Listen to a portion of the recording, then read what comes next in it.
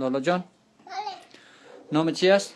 نام نامی آقا جانت؟ آدرخون. نامی بابت؟ شدگل. بابا کلانت؟ فیزگل. چند سال هستی؟ 4 ساله. از کجا هستی؟ اشتوستا. بنده کیستی؟ بنده خدا. امت کی هستی؟ مات است لالا. در مذهب کی هستی؟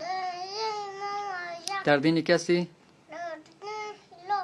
دروغ گفتن چی داره؟ گناه داره. نان نخورده چی میگی؟ چکن. کوکا را دیدی چی میگی؟ مثلا. هر کی صدا که چی میگی؟ بله. در غسل چند فرض است؟ 3 در فرد. طهارت چند فرض است؟ 4 نماز دیگر چند رکعت است؟ من دیگه 4 فرد. در تیمم چند فرض است؟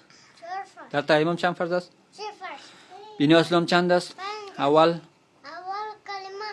دوم، دوم نماز. سوم، چهارم دویده. چهارم، چهارم زکات. پنجم. پنجم از خانه کعبه.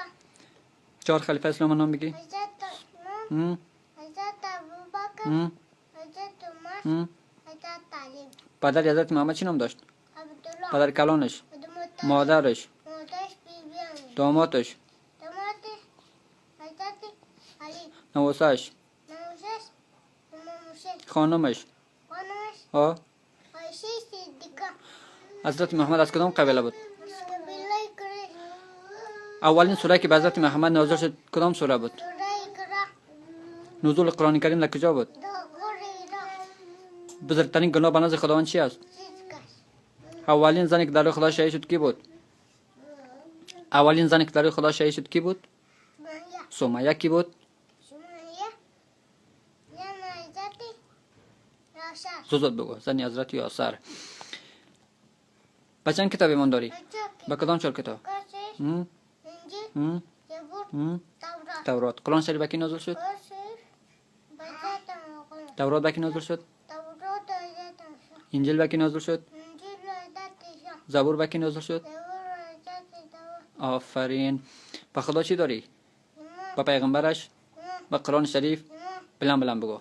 به روز آخرت؟ ایمان. ایمان یعنی چی؟ یعنی باور کردن. یعنی باور کردن. طلب علم بر زن مرد مسلمان چی است؟ فرض است. آفرین. هر کس کلمه نخونه چی میشه؟ کافر. بخون کلمه تا. لا. لغت. الا لغو. لغدو. رسول الله. بخون دعا تا. لقمه. هزینه. من النار. بخون شعر تا. هشت مرتب رفت. آدم شود. هم، جمعه. هم. هر کی عالم می شود. آفرین. میخوای در آینده چی شوی؟ رئیس جمهور. افغانستان چند ولایت داره؟ 34 ولایت. 34 ولایت. داود خان در کدام سال به قدرت رسید؟